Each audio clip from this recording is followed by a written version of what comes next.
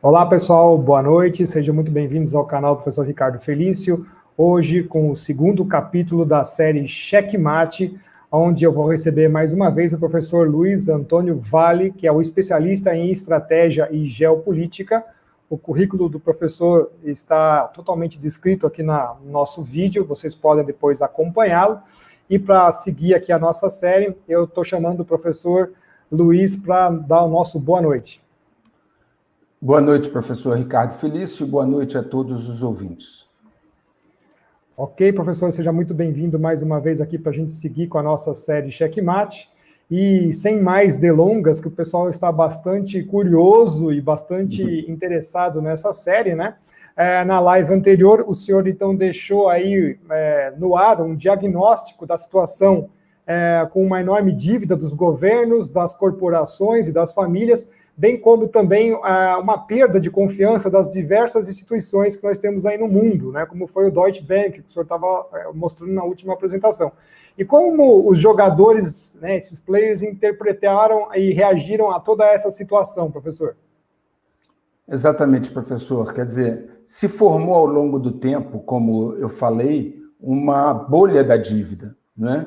Essa bolha da dívida, ela impactou tanto os governos, quanto as corporações, quanto as famílias, e o sistema financeiro começou a ficar sem liquidez, né? Nós comentamos que o Federal Reserve, o Banco Central Americano, teve que, por mais de uma vez, socorrer as instituições em função dessa questão da diminuição de maneira possível, da maneira mais administrável, digamos assim, né? Ocorre que os players, tanto governos quanto presidentes de Banco Central, quanto grandes investidores, né, percebendo esse movimento, começaram a se preparar para esse momento.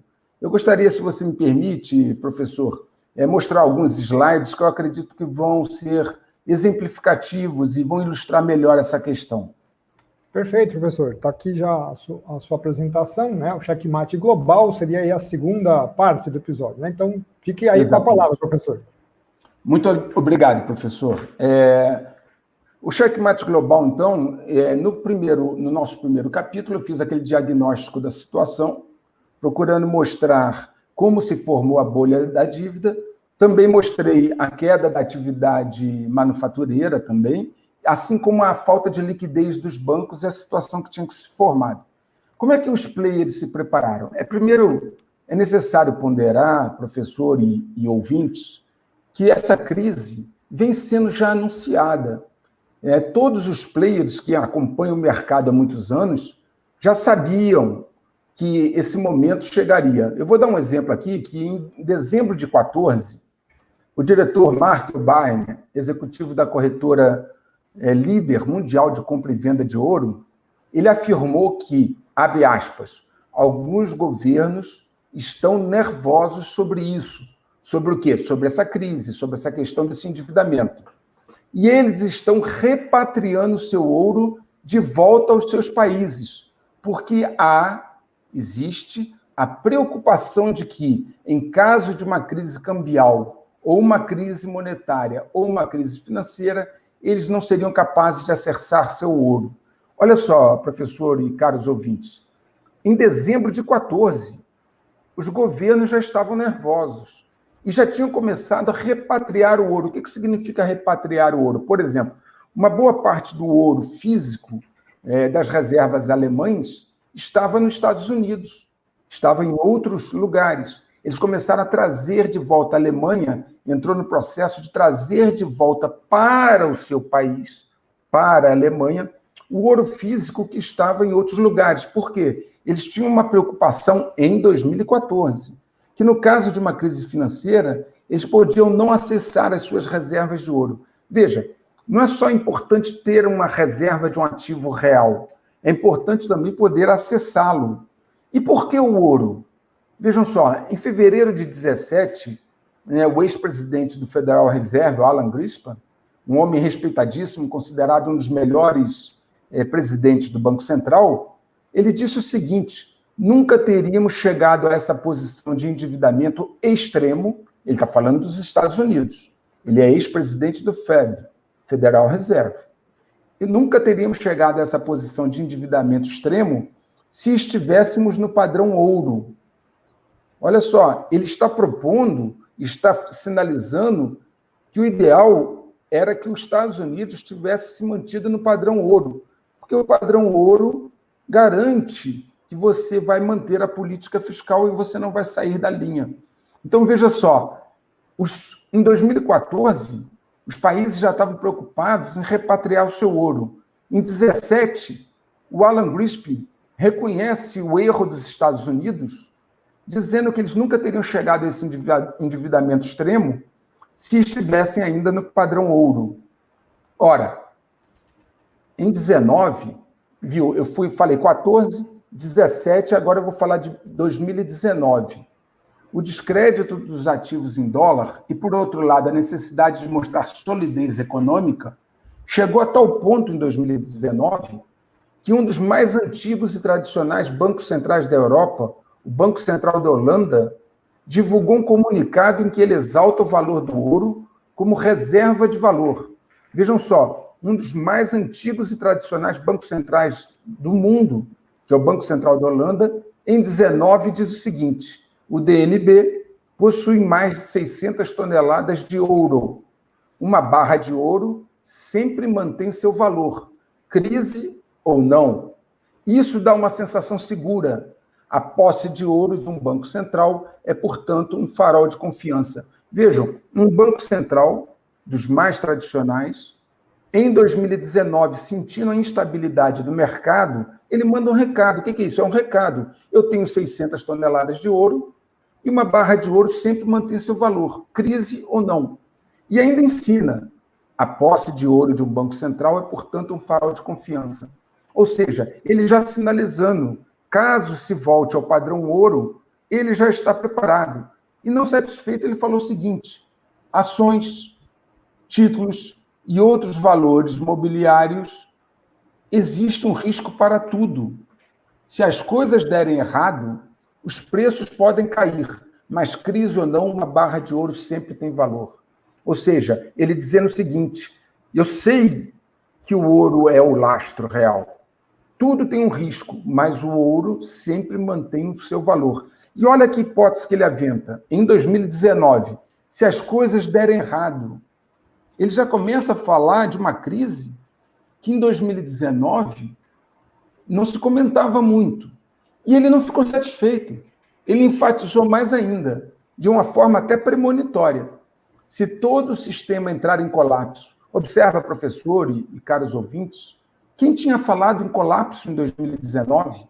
Aí o Banco Central holandês diz o seguinte: se todo o sistema entrar em colapso, o estoque de ouro fornece uma garantia para começar de novo. O que ele está dizendo para o mercado é o seguinte: eu, Banco Central holandês, tenho 600 toneladas de ouro, estou ciente de que ele é um ativo real, um ativo que pode me dar um lastro real, e se entrar em colapso o sistema, eu tenho ouro para começar de novo. Olha que recado contundente, professor. É como se fosse um reset, né, professor? Reset a economia e imediatamente eu pego o meu dinheiro e lastreio ele e faço ele valer de fato. É isso que exatamente. Ele está dizendo para o mercado o seguinte: se for resetar, eu estou tranquilo, porque eu tenho estoque de ouro para lastrear a minha moeda. Entendeu? E é fácil a gente ver, professor, que o ouro, realmente, ele mantém o seu valor. Esse gráfico aqui mostra o ouro, recessão e inflação. A recessão são esses pontos aqui, as recessões dos Estados Unidos. São esse aqui sombreado. Você pode ver que quando tem recessão, a inflação sobe, o ouro sobe junto. A inflação sobe, o ouro sobe junto. Então, o ouro passou a ser uma garantia, um refúgio de valor. E o Banco Central da Holanda, como o senhor captou aí, e com certeza os ouvintes também, está dando um recado. Olha, eu estou preparado, tenho ouro, e se precisar, se colapsar e precisar começar de novo, eu estou preparado. Né? Foi isso que ele falou em 2019. Né? Bom, ainda em 2019, foi divulgado o seguinte informe. Recentemente, abre aspas, é o que está no informe.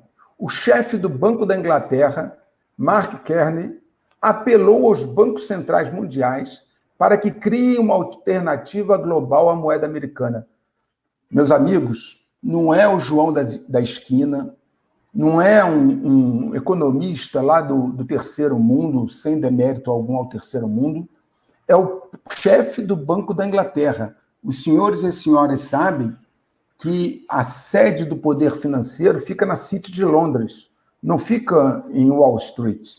Os Estados Unidos têm um poder militar, mas o poder financeiro ainda está muito ligado a Londres. E foi o chefe do Banco da Inglaterra que apelou aos bancos centrais para que eles criassem uma alternativa global à moeda americana. Então, veja, parte de uma das maiores autoridades do mundo o pedido para que se substitua o dólar. Na sequência, em 23 páginas, ele fez um relatório, botou isso por escrito, não foi só verbal, ele passou a descrever o papel desestabilizador do dólar como reserva. Ou seja, ele condenou o dólar como uma reserva. Por isso que o Banco Central da Holanda falou assim, olha, eu tenho ouro, não tenho dólar não, eu tenho ouro. E ele passa a descrever o papel desestabilizador do dólar, afirmando que ele, o dólar, precisa terminar e que os bancos centrais necessitam se unir para criar sua própria moeda de reserva de reposição. A título de adicionalmente, logo depois houve uma reunião na Basileia, na Suíça, né, com mais de 20 bancos centrais para discutir esse assunto. Tá? Então, esse assunto não foi tratado em lugares fechados, em países escondidos, não. Isso foi colocado a público e por uma autoridade financeira, que é o chefe do Banco da Inglaterra.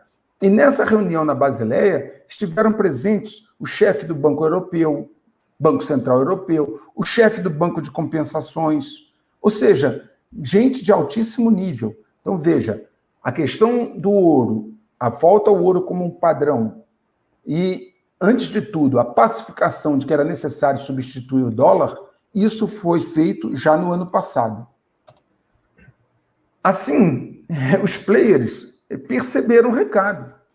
Né? Qualquer pessoa com discernimento, recebendo esse tipo de recado das autoridades financeiras internacionais desse porte, resolveram movimentar-se para se livrar dos dólares e também dos títulos em dólar, em suas reservas no movimento que ficou conhecido como desdolarização. Ainda é conhecido como desdolarização. Em substituição ao dólar, você tem que colocar algum ativo. Eu vou vender os meus títulos em dólar e vou comprar o quê?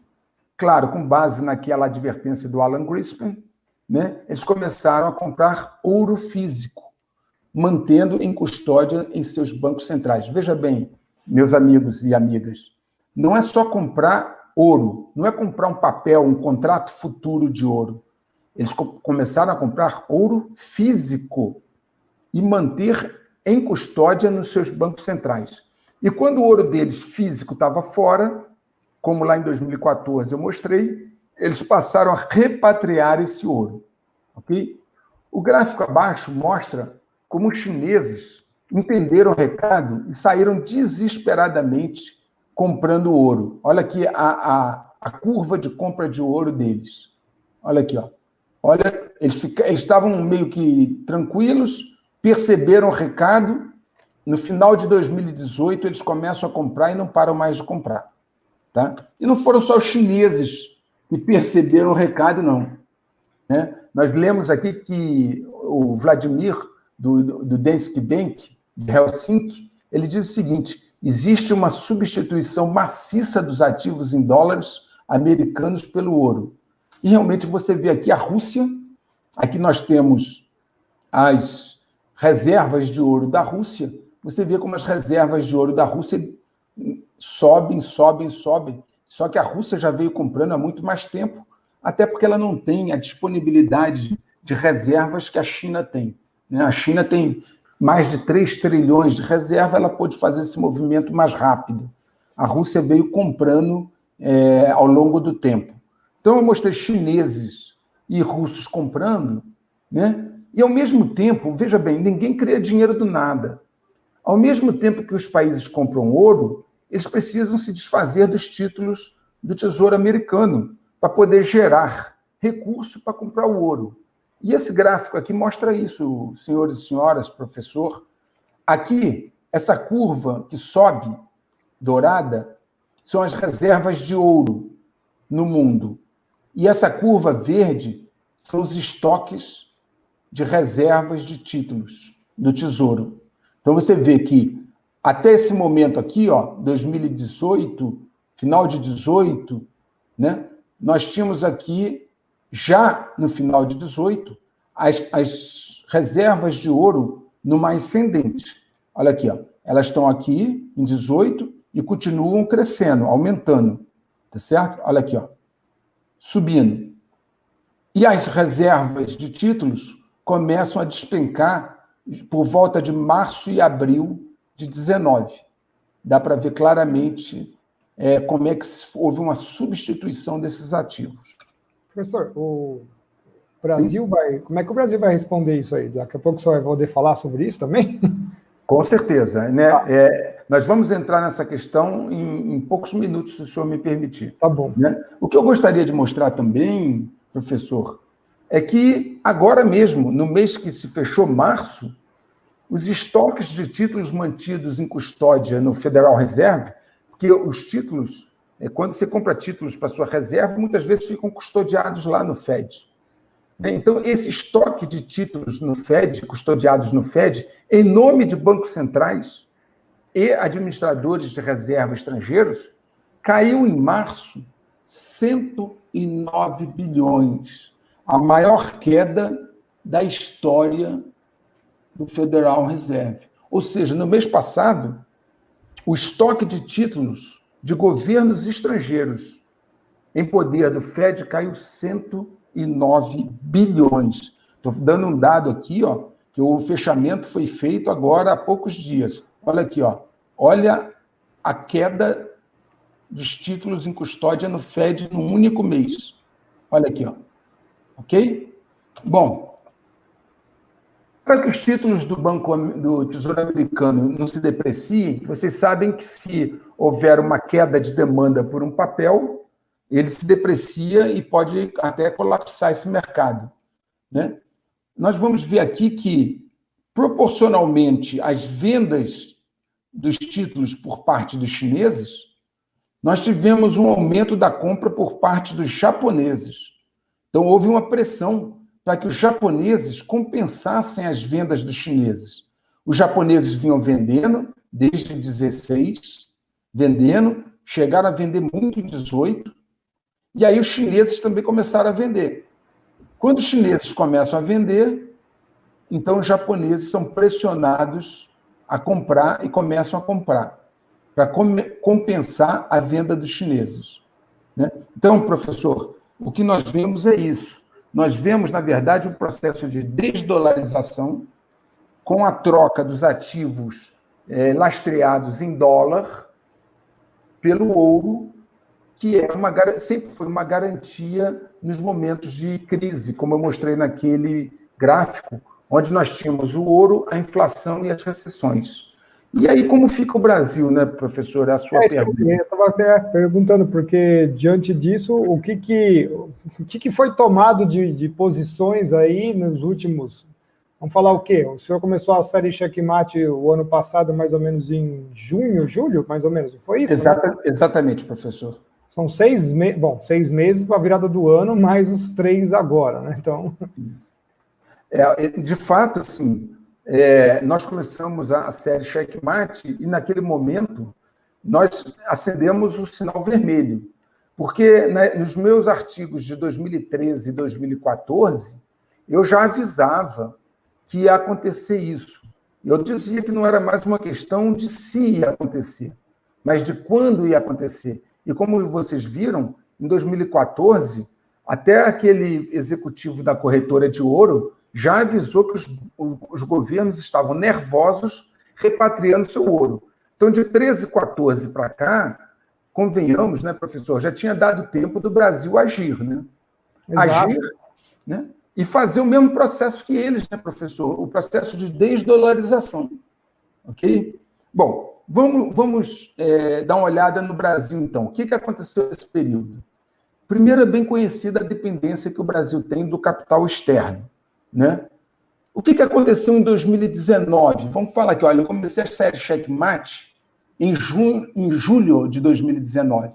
Veja bem, comecei a série Checkmate em julho, e em agosto o que aconteceu? Os investidores estrangeiros desapareceram da Bolsa. Olha só, houve uma publicação na Infomoney, e nessa publicação o redator começa dizendo que a Bolsa tinha rendido mais de 10% de janeiro a agosto. Veja bem, professor, se você considerar juros internacionais abaixo de 1% e até negativos, 10% em 8 meses é um excelente rendimento, não é verdade? Certeza. Então, por que um investidor tiraria o seu dinheiro de um lugar onde está rendendo 10% em 8 meses? Veja que o redator, estupefato, ele escreve o seguinte: por aqui, o estrangeiro que hoje representa cerca de 44% do mercado, estou falando agosto de 2019, um mês depois de eu começar a série. Por aqui, o estrangeiro que representa 44% do mercado brasileiro, este ano, até 22 de agosto só, ele estava falando até 22 de agosto, ou seja, em menos de 8 meses, 7 meses e 22 dias. Né? Esse pessoal tirou 21 bilhões do mercado em 7 meses e 22 dias. 21 bilhões. E ainda, abismado, ele completa. O resultado já supera o da crise de 2008, quando, em 8 meses de 2008, saíram 16 bilhões. Ora, eu pergunto, ele já sabia o que viria em 2020? Por que o senhor trocaria, professor e ouvintes, senhores e senhoras, por que você trocaria um rendimento de praticamente 10% em 8 meses, dando mais de 1% ao mês? Por que você trocaria por um rendimento inferior a 1% ao ano? Por que você faria isso? Se você não percebesse que algo estava por vir. Incrível, né? Isso é incrível. Né? Então, veja só quem não sabia, parece, são as autoridades brasileiras. Eu vou mostrar isso aqui. Né? Observa, professor e caros ouvintes, amigos e amigas, as reservas de ouro país a país em dezembro desse ano. Dezembro de 2019, perdão. Os Estados Unidos tinha 8.133 toneladas. A Alemanha, 3.367 toneladas. A Itália, 2.452 toneladas. A França, 2.436 toneladas. A Rússia, que nós vimos ali, que veio comprando paulatinamente ao longo dos últimos 7, 8 anos, 2.242 toneladas. A China, em torno de 2.000 toneladas, né? 1948. A Suíça, 1.040. O Japão, Índia e Holanda, em torno de 600 a 700. O Brasil, professor e caros ouvintes, tem 10% do que a Holanda, que é o último no ranking de 10 países, tem. O Brasil só tem 67 toneladas de ouro e não é informado se ele é físico ou se é apenas um direito de crédito.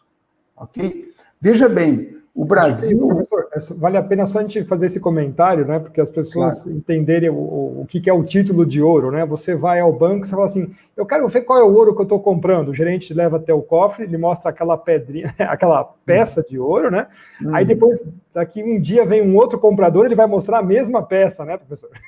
Pois é, ainda é isso que é importante explicar para as pessoas. O cara te dá um papel e às vezes ele já vendeu o mesmo produto para umas 15, 20 ou 100 pessoas. Todo mundo comprou a mesma barra de ouro, né? Isso é importante ressaltar, né, professor? Muito boa observação, professor. É igual aquele camarada que vende um imóvel para alguém que só fez a escritura e não fez o registro geral de imóveis, né? Ele faz 10 escrituras com pessoas diferentes. Veja bem, hoje, professor, bom o senhor observar isso, hoje Wall Street está com um problema enorme. Por quê? Wall Street trabalha com contrato futuro. Londres não. Londres trabalha com ouro físico. E agora que o ouro está escasseando no mercado, Wall Street está desesperada, porque ela tem que ter ouro para cumprir os contratos futuros. E algumas refinadoras de ouro da Europa estão inativas por causa do Covid. Meu Deus. Então está um desespero em Wall Street, tá? Agora, o que é importante salientar, professor, por que esses países todos, Estados Unidos, Alemanha, Itália, França, Rússia, China, né, até Índia, que é a nossa parceira aqui do BRICS, junto com Rússia e China, né, todos compraram ouro, todos fizeram a desdolarização, porque eram vários os sinais e avisos. E o Brasil mantém apenas 67 toneladas, o que dá mais ou menos 3 bilhões de dólares. Veja bem, a produção brasileira de ouro, só a nossa produção é maior que isso. A nossa produção está em torno de 97 toneladas. Significa que a gente não está guardando nem a nossa produção de um ano. A gente está exportando e ficando com praticamente nada num momento desse, né? Eu vou mostrar aqui. Pode falar, professor. Não, sem falar dos nossos minérios, que são ricos em ouro, né? A gente vende ferro para certos países, cujo teor de ouro diluído é bem significativo, e eles têm, obviamente, um processo de siderurgia capaz de remover um resíduo que para eles é resíduo, que, né, na verdade vai formar bastante, tendo aí o volume gigantesco de minério que eles levam embora a preço de banana, né? Isso é incrível também. Professor, só mais uma observação, o senhor lembra, na época da década de 80, a Serra Pelada, né? Lá o Coronel Lacurió, aquela questão toda, não foi uma montanha, foi uma serra, uma serra inteira de ouro, tá certo? Temos aqui uma época de Urucum também, né? Aqui na região centro-oeste, e para as pessoas entenderem o que nós estamos falando, os rios, né? Os rios brasileiros de grande porte que nós temos aí na região amazônica vão lavando todas aquelas rochas e vão levando o ouro, e o ouro ficou, assim, durante os anos 80 e 90, o ouro ficava assim, a flor d'água, você não precisava fazer muito esforço não, né? Em noite de luar como a de hoje, você via o rio literalmente brilhando, e as pessoas que passavam lá um mês saíam com 1 quilo de ouro sem fazer nenhum esforço, né? O pessoal antigo conta que em Cuiabá, no Mato Grosso, quando eles lavavam a escada lá da igreja, rolava pepitas de ouro pela escada. Agora, veja o descalabro, professor e ouvintes, senhores e senhoras. Aí eu estou mostrando aí na tela a composição das nossas reservas. Os senhores vão ver que as nossas reservas são 99% ligadas a dólar. O ouro responde por 0,85 em setembro. Em dezembro é a mesma coisa, respondia por 0,90. Aqui nós tínhamos 3,18 bilhões, em dezembro nós tínhamos 3,33, como eu mostrei. Então, assim, o Brasil não tem nem 1% das suas reservas em ouro. Nós poderíamos ter pego 27%, 28% das nossas reservas e convertido em ouro. Nós teríamos hoje 2.000 toneladas de ouro, pegando apenas 27%, 28% das nossas reservas e aplicando em ouro, nós teríamos aquela média que os países da China para cima têm de 2.000 toneladas, né? Estaríamos muito mais seguros. Então, o Brasil não acompanhou o processo de desdolarização, não ouviu, não atendeu os diversos avisos vindos de todas as autoridades monetárias e financeiras, manteve a sua posição em dólar e praticamente não tem ouro nas suas reservas, né? Eu fui procurar, professor, para saber se isso era histórico ou era momentâneo. Não. Eu peguei aqui esse gráfico, eu voltei ele mais 10 anos atrás, ele era igual. Então, eu preferi não ficar voltando muito. Mas o Brasil nunca teve muito mais do que 3 bilhões de ouro. Nunca teve. Olha aqui, em junho, julho, é que o Brasil ultrapassou um pouco essa barreira de 3 bilhões para chegar ao que tem agora, 3,33, 3,4. Tá certo? Então, assim, não é dizer que isso aconteceu agora, é uma responsabilidade, digamos assim, do governo atual. Eu não estou defendendo, nem estou acusando. O que eu estou dizendo é que isso já é histórico, tá certo? Eu lido com fatos, eu não lido com crenças, tá certo? Bom, existe uma outra questão, professor, e ouvintes, que não é só a questão da segurança de ter lastro em ouro, como o Banco Central da Holanda também enfatizou. Em caso de um colapso, em caso de uma crise, você ter como começar de novo, poder emitir sua moeda com lastro real das suas reservas de ouro. Nós não temos como emitir, tá certo? Mas além de ser um problema gravíssimo de segurança econômica, também há um outro problema que é um péssimo negócio financeiro. Para nós termos uma ideia, vocês sabem que o Brasil tem uma dívida pública alta também. Em 2018, pagamos, em média, 9,5% ao ano sobre os títulos brasileiros que financiam a dívida pública.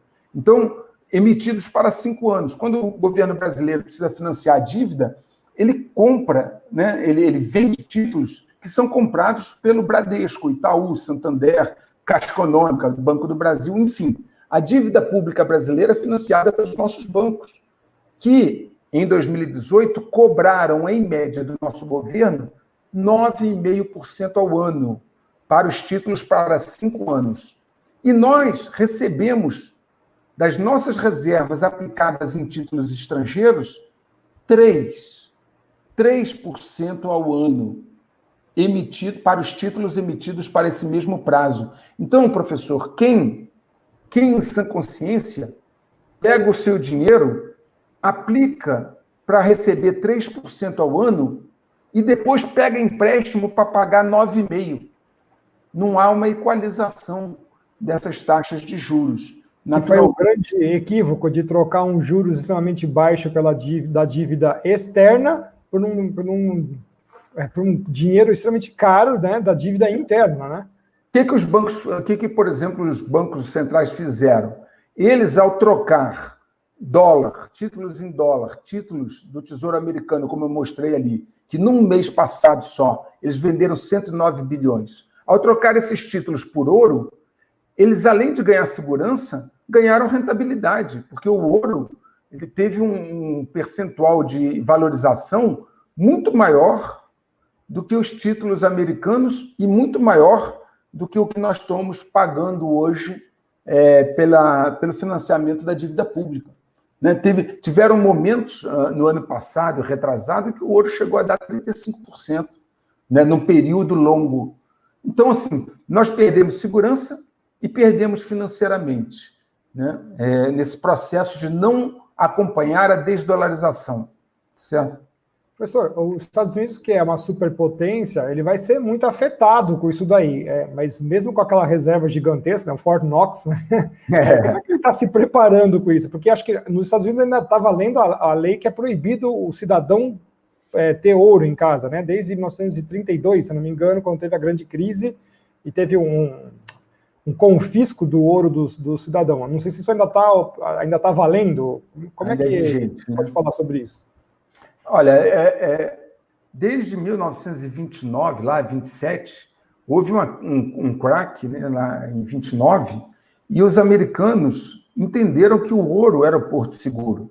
Então, realmente, eles sabem, eles estão cientes que essa crise que nós estamos chamando de checkmate global, que é quando eles vão resetar o sistema, colocando um novo padrão de moeda lastreado em ouro ou num mix de moedas, nós vamos comentar isso no terceiro capítulo, né, qual é provavelmente os cenários para o checkmate, né, e o Brasil vai para esse checkmate sem ter ouro, sem ter reservas de ouro. Os Estados Unidos não, os Estados Unidos se preparou para esse momento. Eles têm serviço de inteligência, acompanharam esse processo e sabiam, eles têm 8.133 toneladas de ouro alegadas, né, que são divulgadas, apesar de nunca ter sido auditadas, e eles dizem que não podem auditar por uma questão de segurança nacional, mas eles vieram se preparando. Tá? Os Estados Unidos sempre souberam que chegaria esse momento, porque ele sabe que que a bolha da dívida não ia continuar. Mas eles, já em 79, né, foi criado nos Estados Unidos a FEMA, né, que é a Federal Emergency Management Agency, Agência de Gestão de Emergências Federal, né? E essa agência, a FEMA, ela foi desenvolvendo uma estrutura para lidar com emergências. E uma crise financeira que provoque caos, dentro do conceito deles, é uma emergência nacional. É uma agência que tem um orçamento colossal de bilhões de dólares e poderes amplos, inclusive, nos momentos de emergência, ela assume algumas funções, a coordenação da reação à emergência. Em 21 de dezembro de 17, olha só, vamos situar no tempo. Final do primeiro ano do governo Trump, 21 de dezembro de 17. Acontece um fato inusitado. Pela primeira vez, depois de 16 anos, o secretário de Defesa, que na época era o James Mattis, né, visita Guantánamo, que é uma prisão que eles têm fora dos Estados Unidos, em Cuba, e manda reformar a unidade. Para você ter uma ideia, professor e ouvintes, eles estão gastando lá, e a proposta foi gastar 500 milhões de dólares, ou seja, $500 bilhão. Por que você reforma uma prisão que você não pretende usar? $500 bilhão para reformar uma prisão em Cuba. Em Cuba, é isso que é. Mas aí você começa, professor e ouvintes, a linkar as coisas. Nesse mesmo dia 21 de dezembro, o Trump decretou e entrou em vigor o estado de emergência nacional nos Estados Unidos. No mesmo dia que o James Mattis visita Guantánamo, ele decretou um dia antes e entrou em vigor no dia 21 de dezembro, estado de emergência nacional. E qual era o mote? Qual é a história, a cobertura por trás disso? Graves violações de direitos humanos e atos de corrupção. Ora, senhores ouvintes, senhores e senhoras, quando eu quero lidar com pessoas que manipulam o mercado, que manipulam uma questão financeira, naturalmente eu estou tratando de corrupção. Certo? Então, ele ali já criou uma base legal para agir e já preparou o lugar para onde levar as pessoas. Mas isso não é suficiente. Ele tinha que preparar mais meios, instrumentos para confrontar esse momento. Então, ele fez isso em 17 e quase um ano depois, 10 meses depois, em 18, o Trump assinou a Lei de Reforma da Recuperação de Desastres. E o que ela diz? Visa fortalecer a capacidade do país para o próximo evento catastrófico. Será que ele é evidente? Quem tinha falado em 18 em evento catastrófico? Ninguém falava disso, certo? E mais, ele não parou aí. Logo depois, o Congresso dos Estados Unidos aprova uma outra lei, a HR 6566, que obrigou a FEMA a preparar-se, veja bem, para um planejamento de morte em massa. Senhores e senhoras, preparar-se para um planejamento de morte em massa. Pela consequência de quê? De um atentado terrorista, de desastres naturais ou outro tipo de crise. Eu botei em negrito outro tipo de crise. Ou seja, ele promulga uma lei que reforça aquela lei de reforma da recuperação de desastres, que mandava se preparar para um evento catastrófico, e essa nova, dirigida à FEMA, ainda manda se preparar para um planejamento de morte em massa, decorrente de quê? Algum tipo de crise. Qualquer tipo de crise. Então, vocês vejam que os Estados Unidos e o staff do presidente Trump estava se preparando para alguma coisa que eles já sabiam que iria acontecer. E se preparando com antecedência. E não bastou isso, no ano seguinte, que é o ano passado, quase que 10 meses depois, mais um ano depois, parece que cada ano ele escolhe para dar um passo, né? Em 3 de outubro, é assinado por esse brigadeiro-general Shipley a diretiva 550-19. O que diz essa diretiva? Ela autoriza a ativação de fuzileiros navais. Para quê? Para responder a uma solicitação de assistência federal em resposta a uma grande desastre. Em resposta a um grande desastre. Novamente, esse tom, digamos assim, sombrio. Em resposta a um grande desastre ou emergência. Nos Estados Unidos, emergência nos Estados Unidos, ele não está dizendo que ele vai mobilizar os fuzileiros navais para atender uma emergência em outro país. Numa emergência na Europa, uma emergência lá na Ásia. Não, nos Estados Unidos. Então, ele deixa claro que essa ativação dos fuzileiros navais, que, aliás, foi feita esse ano, quem está acompanhando sabe que o Trump convocou esse ano 1 milhão de reservistas, tá certo? Principalmente dos fuzileiros navais, para uma emergência nos Estados Unidos. E ainda ao mesmo tempo, né, professor, é interessante comentar isso que o senhor falou, que eles querem revogar no Japão a proibição do próprio Japão de poder fabricar os seus porta-aviões, ou seja, eles já estão pensando que não vão poder dar assistência no mar da China para qualquer evento mais grave e já estão repassando a responsabilidade para os japoneses, né? Inclusive, já se resguardando, porque pelo jeito eles também estão pensando no seu território na costa oeste, né?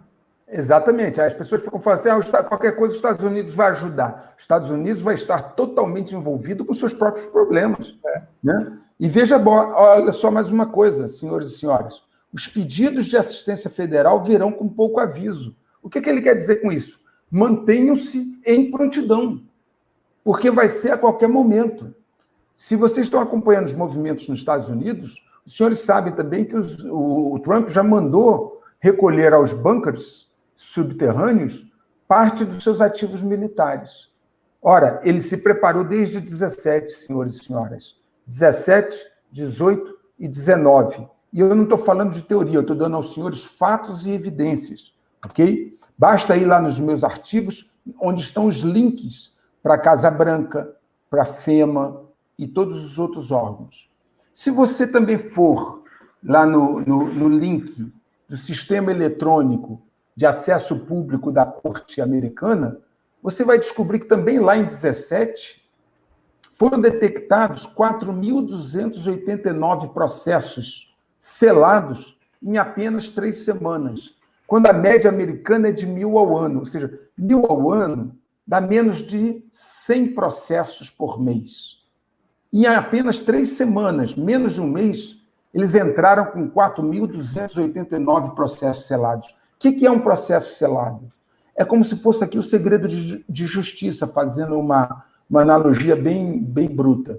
É quando você inicia uma investigação, um processo sobre alguém que é politicamente exposto, ou tem muito poder e pode coagir as testemunhas. Você inicia o processo em segredo de justiça para que haja um indiciamento depois, quando você já tiver coletado evidências suficientes. Então, só relembrando, senhores e senhoras, ele veio, preparou a base legal, estado de emergência, promulgou as leis que ele achou que deveria promulgar, recuperação de desastre 6566, promulgou a diretiva 550 para poder ativar os fuzileiros navais e preparou outra base legal, que são os processos.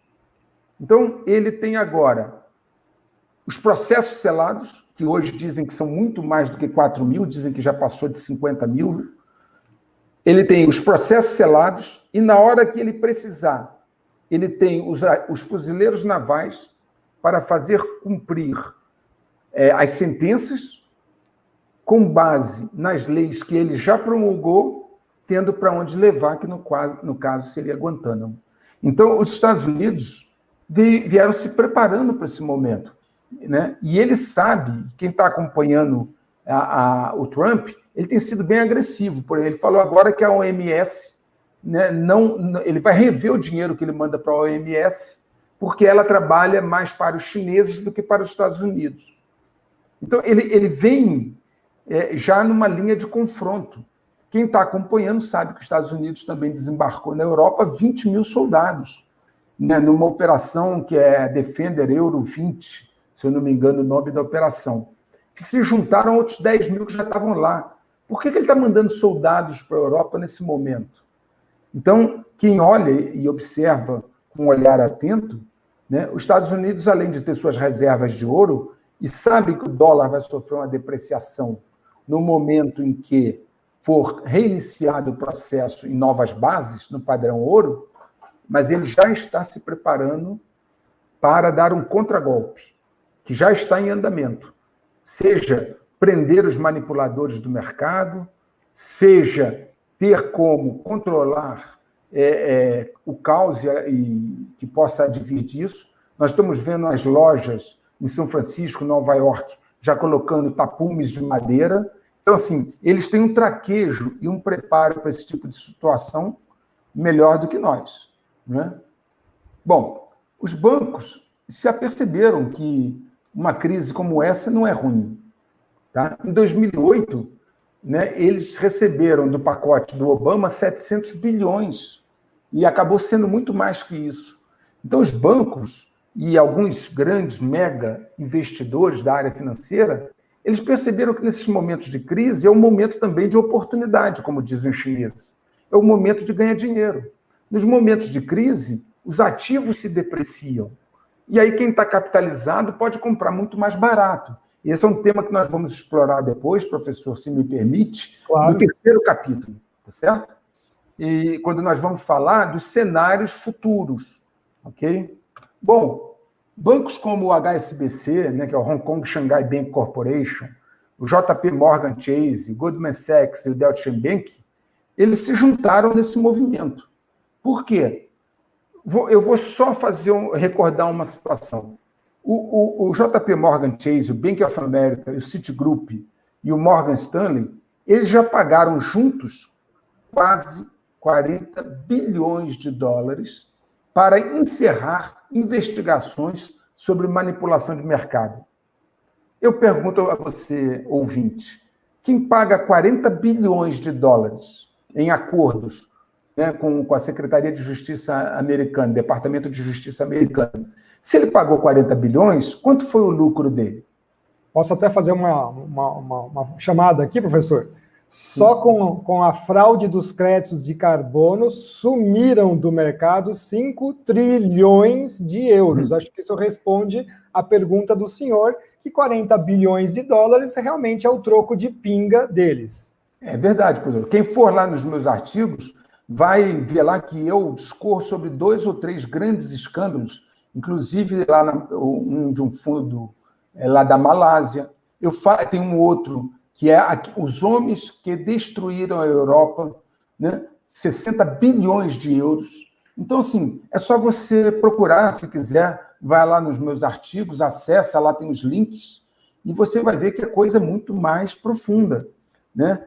E aí é o que eu digo, não estou dizendo que estão fazendo agora, mas quem já fez pode fazer de novo, tá certo?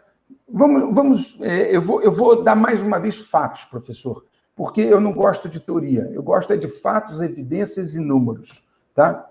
Esse gráfico que está aqui, que eu estou mostrando, ele mostra o efeito, o impacto, né, no índice SP500, né, de queda do índice aqui nessa linha em relação ao número de dias úteis.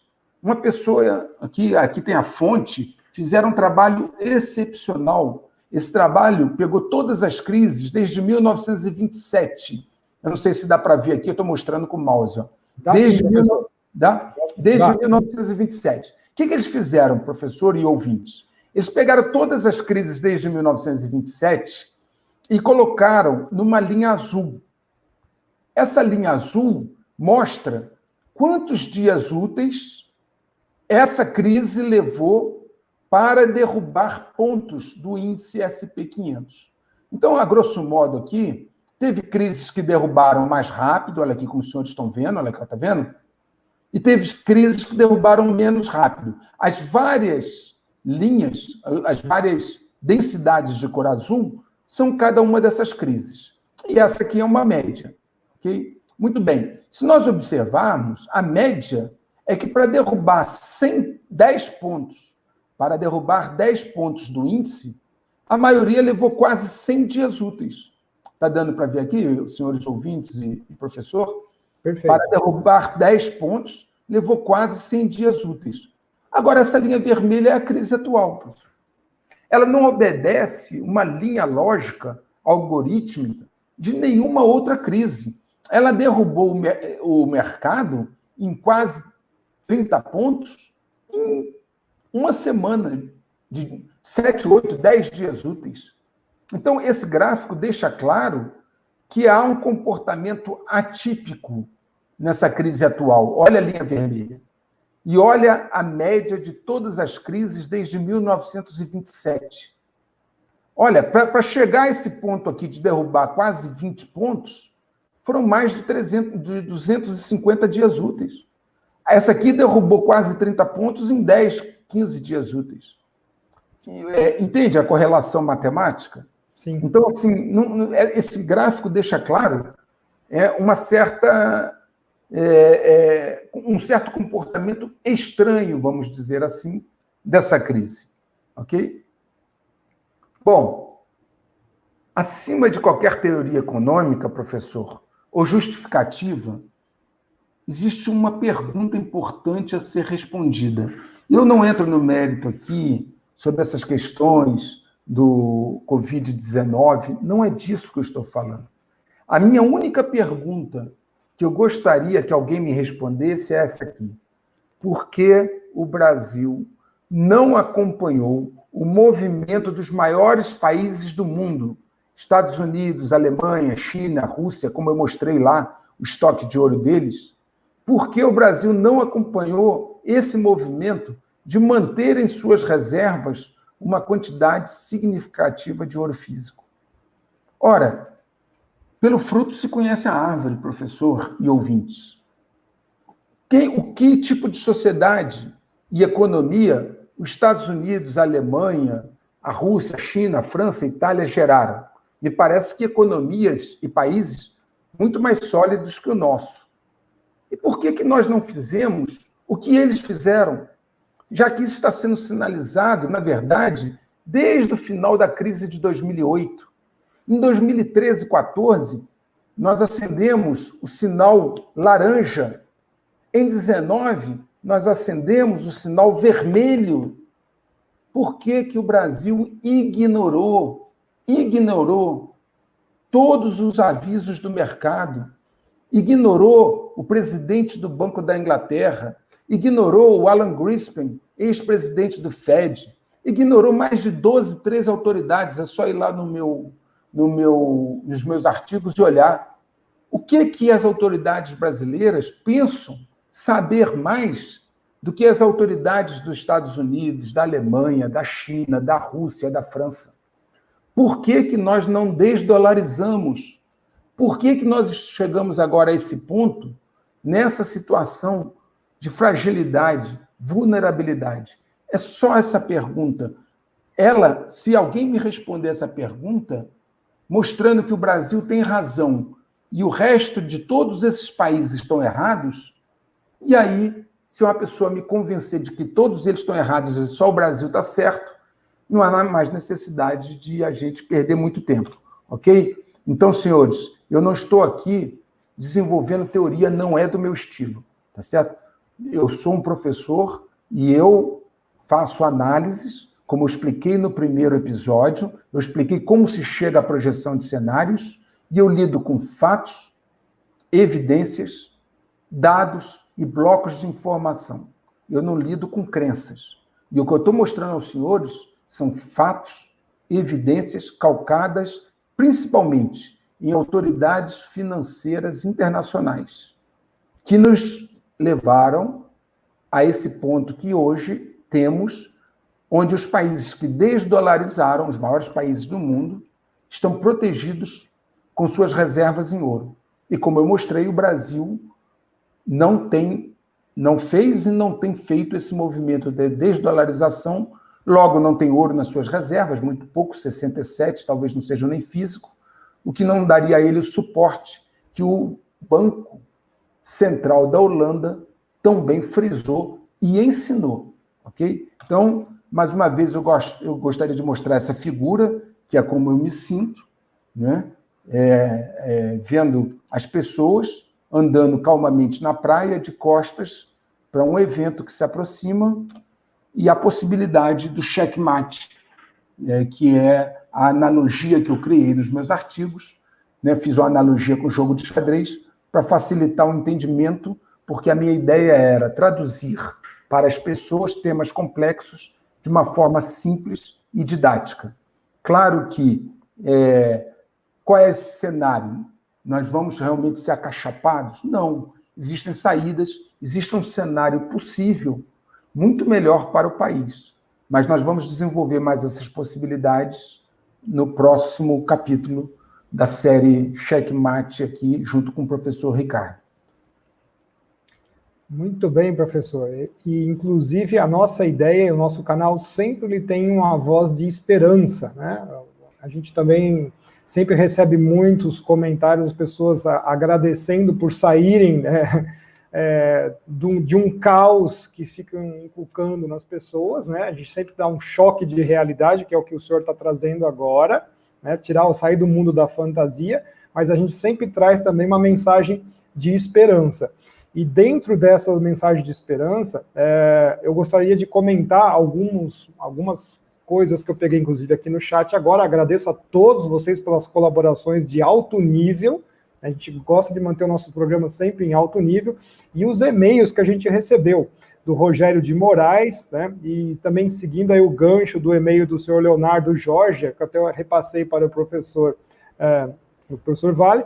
Sabemos que diversos bens materiais também seriam importantíssimos, né? Ainda mais no nosso caso do Brasil, e seguindo a tendência de clima esfriando para os próximos anos, onde comida também vai valer o peso de ouro, e muita gente escreveu no chat, não se come ouro. Não é isso que nós estamos falando. Nós estamos falando de lastreamento de moeda para poder participar do comércio internacional, né, professor? Isso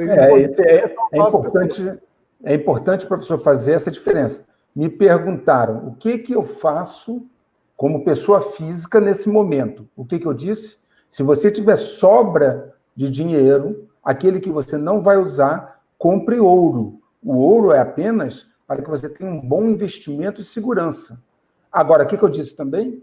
Façam reservas de alimento, façam reservas de água potável, tenham cédula, dinheiro em cédula, ou seja, tomem as medidas de prudência para passar por um momento inicial que vai haver de um certo distúrbio. Não é o fim do mundo, nada vai acabar. É apenas quando você tem a transição de um modelo que sucumbe para um modelo novo. Só que você vai ter um momento em que esse modelo anterior ele fica distópico, há uma disruptura e ele não funciona adequadamente, e o novo ainda está sendo implantado.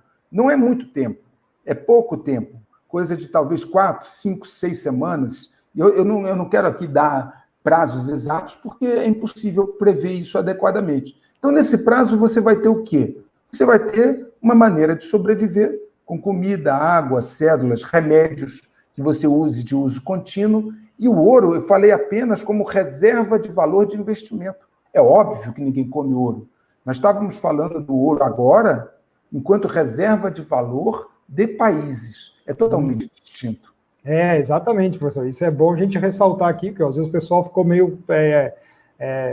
deturpou ou não entendeu alguma dos questionamentos. E uma coisa que também já passou várias vezes no chat, e a gente comentou aqui, o próprio país também fazendo reservas de outros tipos de matérias-primas, que a gente sabe que após esse momento de fratura vão ser necessárias, porque a gente vai continuar usando roupa, a gente vai precisar continuar comendo, etc., também tem o seu preço e o seu peso em ouro, só que eles não servem, de fato, para lastrear uma moeda momentânea, né? Esse que é um problema, né?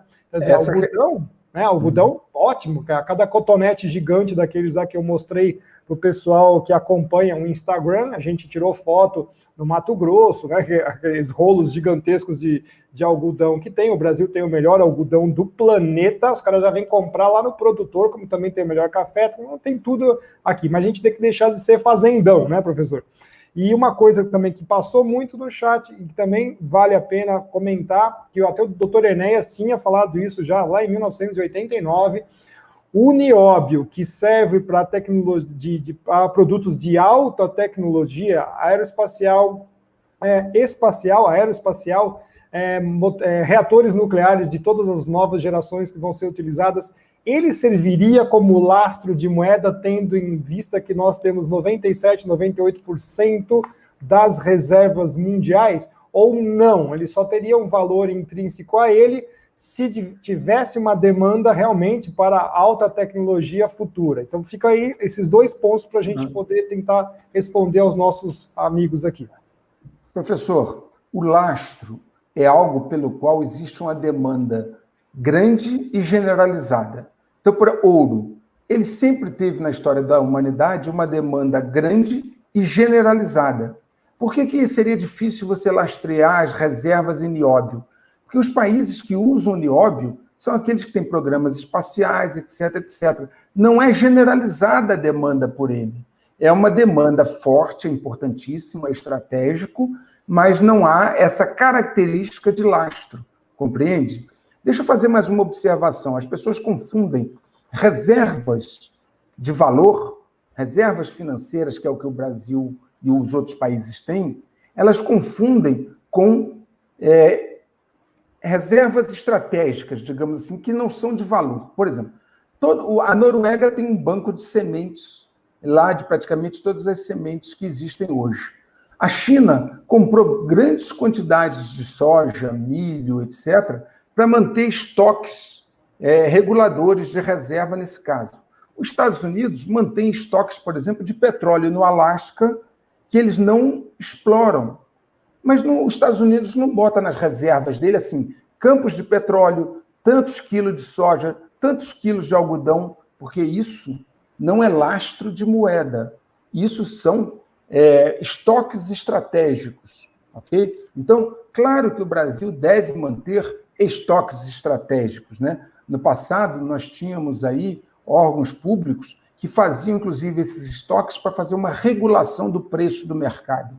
Então, o Brasil precisaria ter reserva no sentido de lastro, para lastrear uma futura emissão da sua moeda ou retorno ao padrão ouro, juntamente com estoques estratégicos de commodities, de material e produtos de consumo normais. São coisas distintas. Eu não sei se eu me se eu me expressei adequadamente, me fiz entender. Não, perfeito, exatamente, porque nós temos que passar esse ponto de ruptura, mas nós temos que ter as duas coisas, né, professor? É isso que é importante, porque não é só o lastro de moeda com a forma de ouro, mas também todos os outros, as outras commodities, para a gente poder manter o sistema produtivo rodando, né? Eu quero agradecer aqui ao Wendel Gomes pela sua contribuição aqui, toda uma unanimidade é burra, né? Muito bom.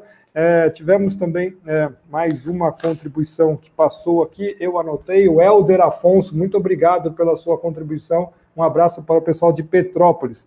Anderson Menezes, que é geógrafo, obrigado pelo seu e-mail também, Antônio Ribeiro.